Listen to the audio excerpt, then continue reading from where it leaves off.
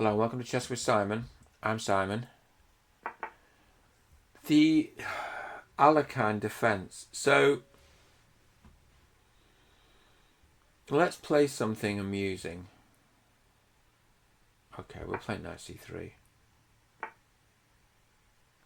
So our opponent is offering to play a kind of Scandinavian. Now we play e5. Okay, so we take a knight, our opponent... So we can't be worse here. We take a knight, our opponent takes a knight. We take a pawn, our opponent takes with a bishop. We take on c3. And we're a pawn up.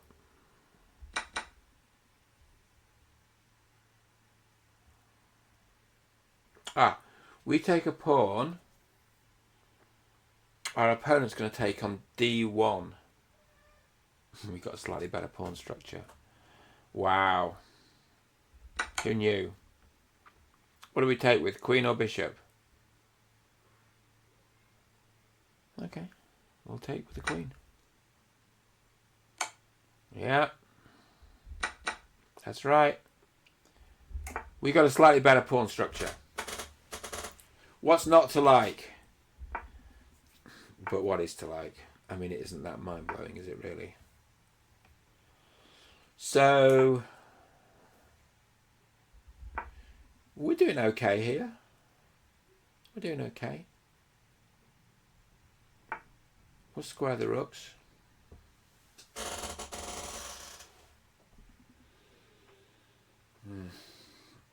Rooks on the open file. We've got slightly better development. We've got slightly better pawn structure. We like. That light square bishop isn't doing very much. It's not a very good piece. It's not very active, as they say. Okay. So we're going to double on the open file. If necessary, we'll... I see. Okay, so... Take.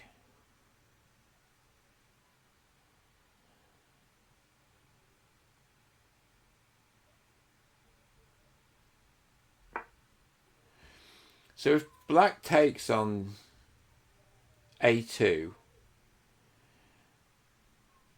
we play king b1, then they have to take on d2, then you take back, we're here, and the knight's trapped.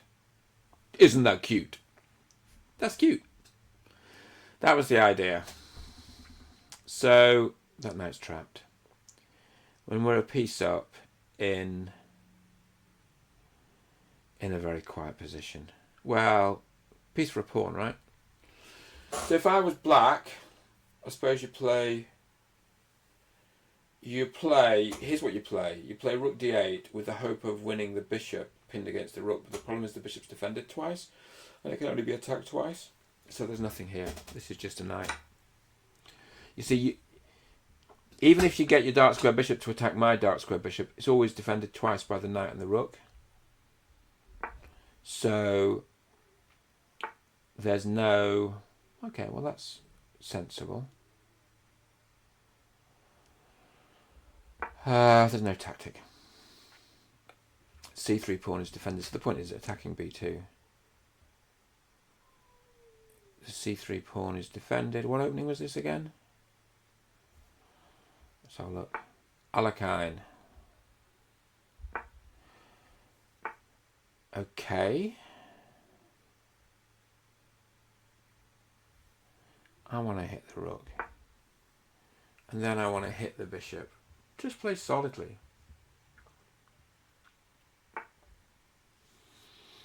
I assume our opponent's pushing the pawn, and if so, I will amuse and delight everyone by playing rook a1 and stopping it.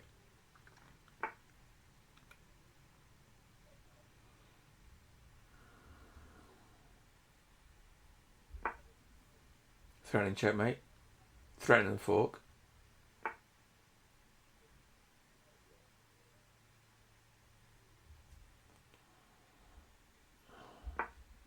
threatening to take the pawn. And if you take the knight, it's checkmate. That's the point. Well, it's not the point, it's a point.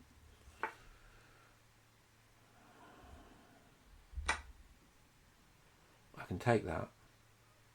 Then I take the pawn. Then, as and when the bishop moves, it's checkmate at the back. Which is reasonably cute ending. So the bishop can't move, so we'll end up taking on d6 perhaps twice. So now a lot of things are hanging. I assume that rook takes here. I think that's a check, that's nice. Oh, our bishop's hanging. Be careful. Be careful. Got plenty of time.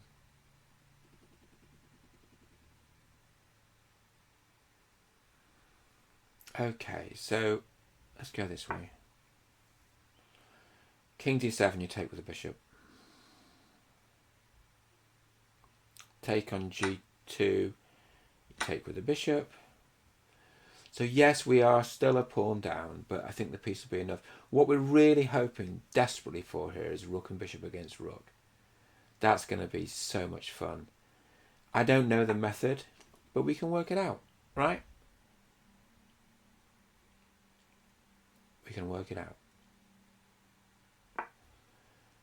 So the bishop's going to live there. Then I'm going to start hunting pawns. The king's close enough to defend the c pawn. I'm going to start hunting those other pawns.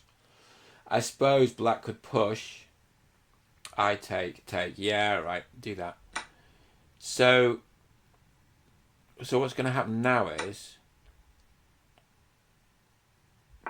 I'm going to cement the bishop against the c pawn. Then I'm going to go hunting, stroke swapping, because if the rooks come off, this is just a win, right? For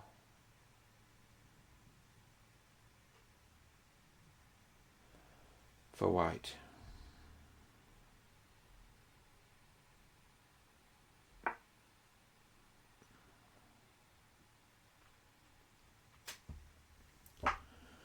Okay. Should we think about a kind of winning process here?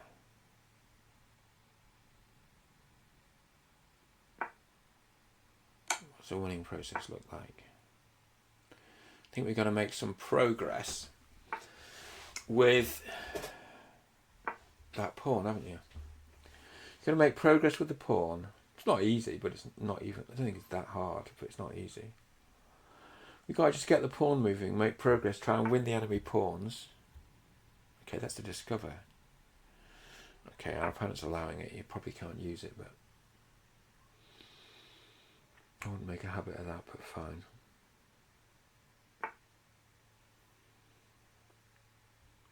Now, I find this strangely annoying. What's annoying about it? Okay, how about this? We hit the rook. We hit the rook, and then we've got a discovery, which again we might not be able to use, but that rook cannot go to a dark square. That much is for sure. Okay. The bishop is defended there. Let's just truck the pawn on. Oh, you know what else we might try and do is just pick up this. Pick the pawn up.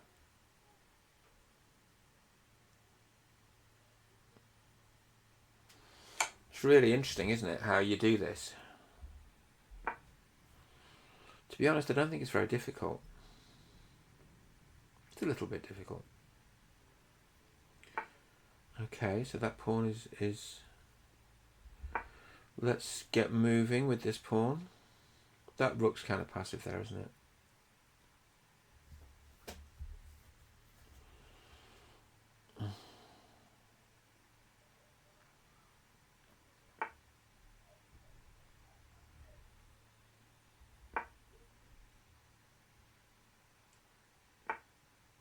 Okay, so what we want to avoid...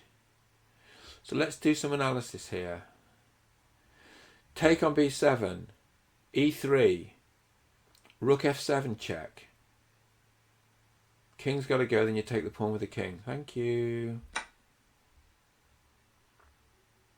Rook f7 check is the saver. Then we just pick up the pawn with the king, and we've won. All we then have to do is just push that last pawn. I think black probably could have defended in a more sturdy way, but it ain't easy. So e3, check. You know, king e4, rook check, take with the rook then.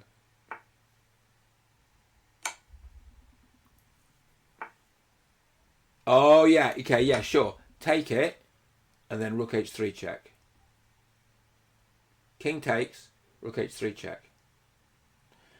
Rook takes f2, king takes f2, and we can mate with a rook and a king. So now we've got the joy. Black can't take. I think black will resign this. What did we learn from this? You know, stuff.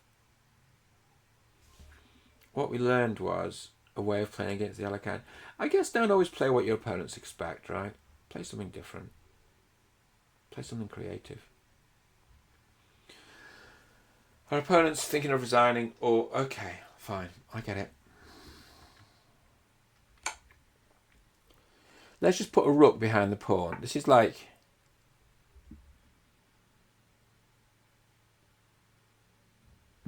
We'll put a rook behind the pawn. It's like a rook and pawn ending, except we've got a bishop on the board. We just put a rook behind the pawn, we push. Okay, you can have a check. And then what we're going to do is, our king's coming up the board. There it comes. And then what we're going to do is, our king is going to... You can't take the pawn. Our king... Our rook is going to give a check. The thing that's hard for black is you've always got to be looking out for the next trick. You know, for our next trick. Now, another check pushes the king back. We're just pushing the king back.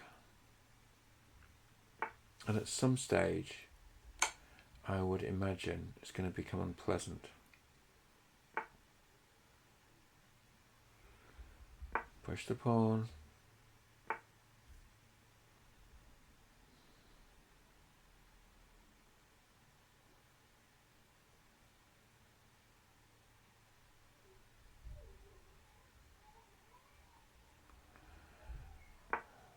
Mate next.